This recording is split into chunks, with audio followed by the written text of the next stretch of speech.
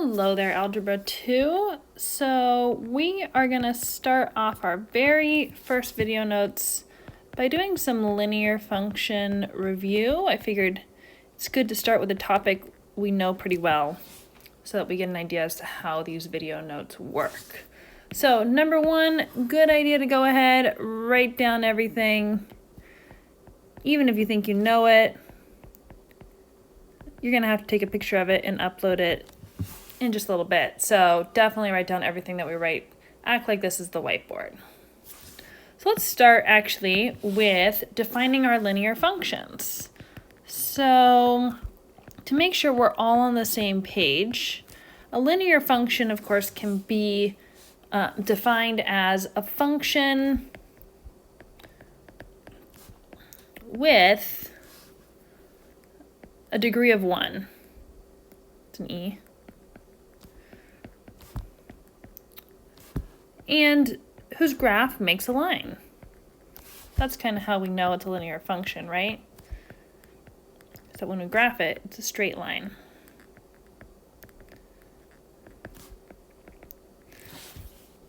So you all probably know lots about linear functions, and you're used to dealing with linear functions in this form, y equals mx plus b, right? It's that algebra kind of mantra that we have where x and y are your inputs and outputs, m is your slope, and b, of course, is that y-intercept, or where it crosses the y-axis at the point 0, b. And when we talk about our slope, we're used to talking about m is equal to y2 minus y1 over x2 minus x1, also known as the change in y over the change in x, and we write that as delta y over delta x, and most commonly rise over run. So far, we've talked about things that we've brought into this class that we already know about. And if you don't already know about it, that's okay. We're learning and we're using it today. And I like to start you off with some examples. And we usually work with our examples, labeling them so we have an idea as to what we're talking about. I'm going to start with, can you write the equation of the line that goes through the point -8, 3 and 4, 6. So the first thing that we need to find is that we need to find our slope. Now in Algebra 1, I actually have them draw the little arrows to show which way we're going. If you need to do that, that's totally acceptable and fine by us. We want to remind ourselves that we need to go the same direction. It doesn't matter which direction but we go, but we need to subtract the y's over the x's. Now, please, please, please try not to use a calculator here. Oops, that's a 12. Reduce that to 1/4. I know it's going to be hard not to use that calculator, but you guys can do it. All right, so now that I have a slope of 1/4, some of you might say, well, I absolutely am just going to use y equals mx plus b. We're going to plug in that slope of 1/4 to m. And then we have some points for y and x that we can plug in. For example, you might use 4, 6. This is totally acceptable and quite rational and logical. Sorry, we're using 4 plus b. So when you're solving here, we get 6 is equal to 1 plus b. You would subtract 1 from both sides. 5 is equal to b, giving you the equation of y is equal to 1/4 x plus 5. Bingo. Brilliant. However, I'm going to show you just a little bit of a different way, and that is by using what I'm going to call our point slope form. Everyone calls it this, not just me. And I love the point slope form. For this equation, it is pretty straightforward. So it's y minus y1 is equal to m, your slope, times x minus x1. So you replace the y's, so this is 6, oops, sorry, not equals. Y minus 6 is equal to your slope times x minus 4. So you simply just replace that, your point value and your slope value.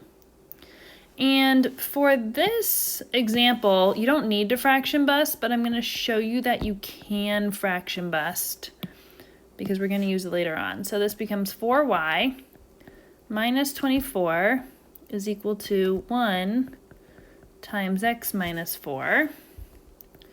When you distribute, of course, that 1 disappears, x minus 4.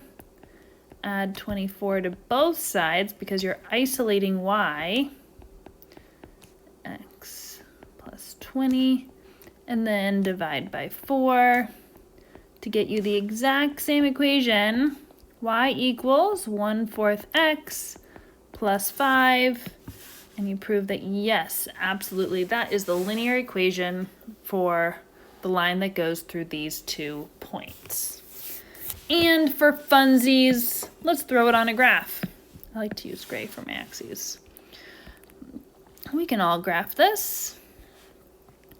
I always like to have a straight edge near me when I graph on paper. So it's always a good idea to either folded piece of paper, a ruler, or something like that. So we of course have a y-intercept of 5. So we're going to start at that point 5. Up here 0, 5. And a slope of 1/4, meaning that you go up 1 to the right 4. You can also go down 1 to the left 4. Now, with an iPad, I am able to just kind of create a straight line, but please, please, please use a straight edge that goes through those points when graphing your line. And there we go. Okay, so that's example 1. Pretty straightforward so far. Let's try a little bit of a more difficult example. We're going to try example 2.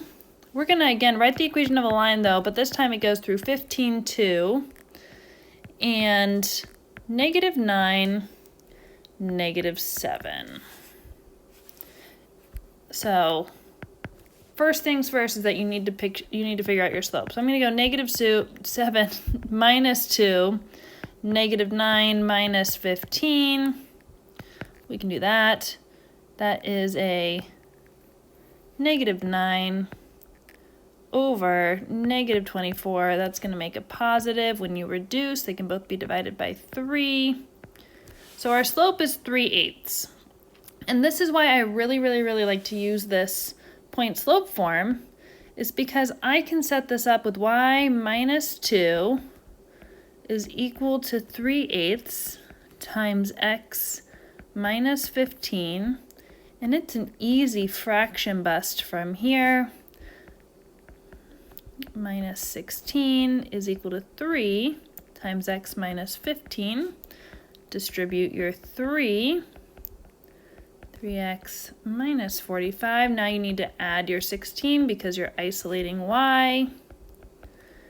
3x minus 29.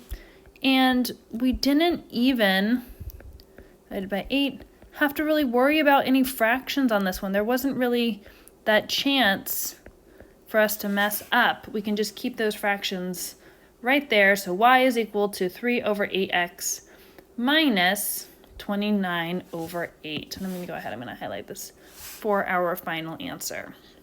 Writing these equations of the lines. All right, hopefully you see now that using some of these is definitely, you're using this formula is going to be a little bit helpful. So for our third example, I'm going to go ahead, I am going to graph a line, and then we're going to write the equation of it. So here's my set of axes, really quickly, my set of axes, and then let's throw a graph on here. We'll start here. As you can see, I'm trying to make this pretty straightforward. So that's 4, and this way. There we go.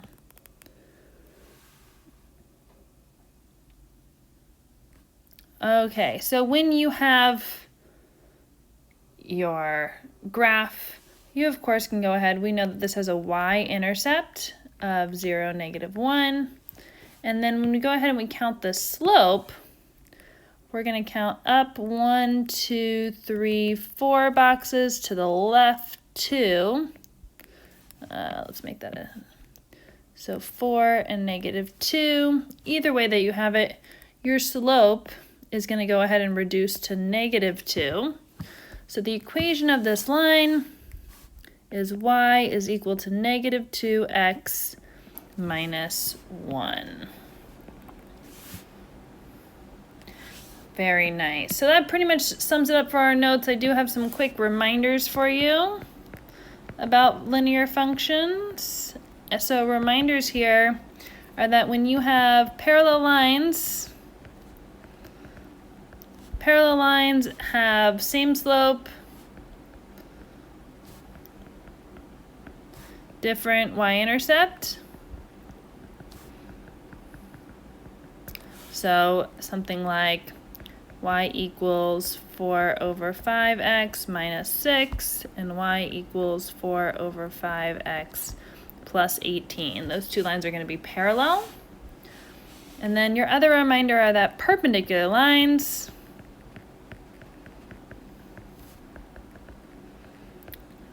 they have opposite reciprocal slopes. Reciprocal slopes.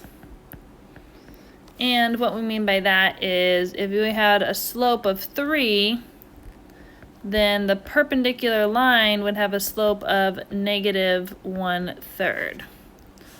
Or if we had a slope of 2/5, the perpendicular slope would be -5/2. So some good reminders about parallel and perpendicular lines.